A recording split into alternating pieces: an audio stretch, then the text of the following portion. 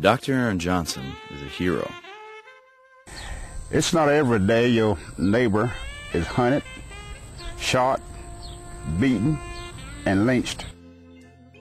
He faced death threats, kidnapping, smears against his reputation, intimidation, and racial hatred. But that's exactly what was going on.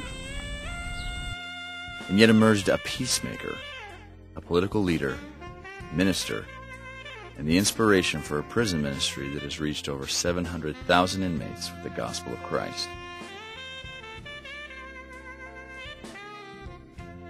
In 1953, Dr. Martin Luther King Jr. walked on Shaw University's campus in Raleigh, North Carolina, and empowered the young Aaron Johnson with a dream of mountaintops and peaceful revolution. In 1960, as a young pastor in Fayetteville, North Carolina, Aaron continued to organize protests and marches for the cause.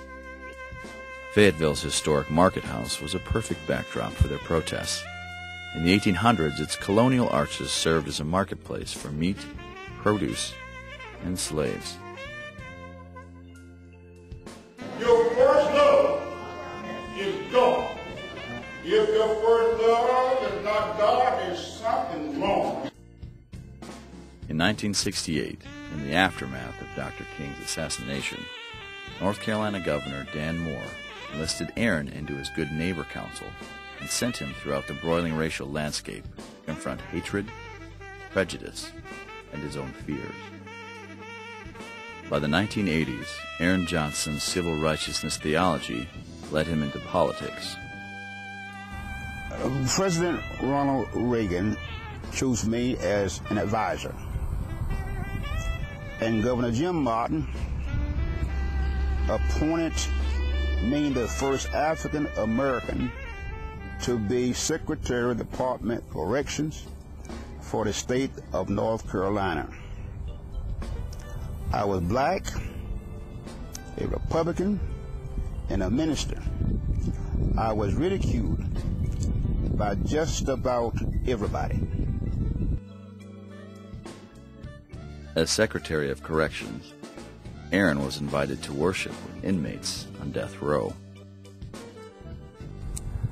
I came to worship with condemned believers. I promised them a spiritual revival.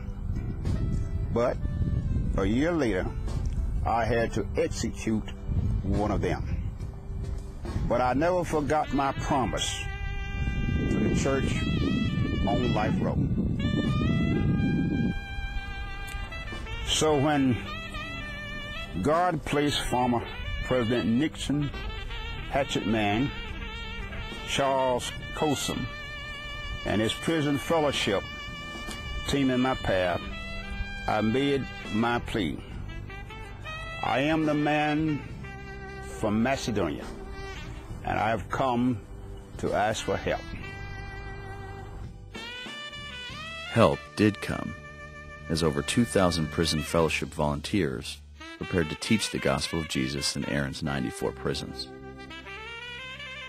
However, public humiliation threatened to discredit Aaron Johnson and his promise for revival.